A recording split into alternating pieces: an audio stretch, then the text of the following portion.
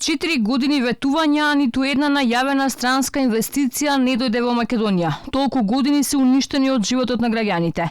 Првиот човек на ВМРО ДПМН Христијан Мицкоски објави цела листа на неостварени ветувања на власта. Според него, Зоран Заев е човекот кој мора да замине од власта оти наместо инфраструктурни проекти и бенефиции за народот. Македонија стана земја лидер по смртност во регионот во корона пандемијата. Оваа влада ги струши стандардите во политиката, ненормалното стана нормално. Никој повеќе не очекува од владата да решава проблеми, туку секојдневната е борба, барем да не создава нови проблеми.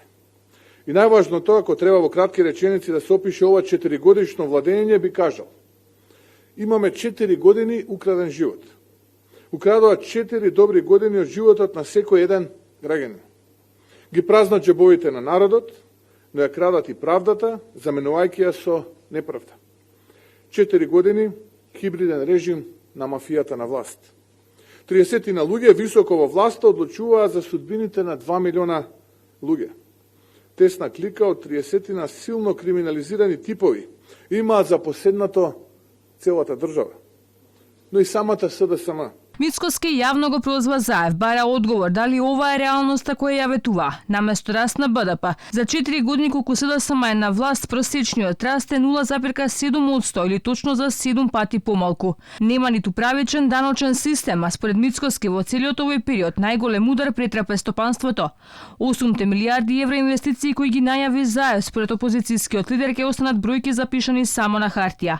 И додека Заев се фали со инфраструктурните достигнувања, Мицкоски го подсетува дека автопатот Охрид-Кичево остана недовршен, а епохално стана нивното ветување за коридорот 8, односно изградбата на железничката пруга Куманово-Белјаковце-Крива Паланка. Се сеќавам на онаа епохална лага на една ТВ дебата на тогашниот министер Сугаревски, која што му ја кажа на професор Слаевски, мислам дека таа беше дебата во 2018 или 19 година, кој што рече есента 2019 година ќе возиме по автопатот Кичево-Охрид.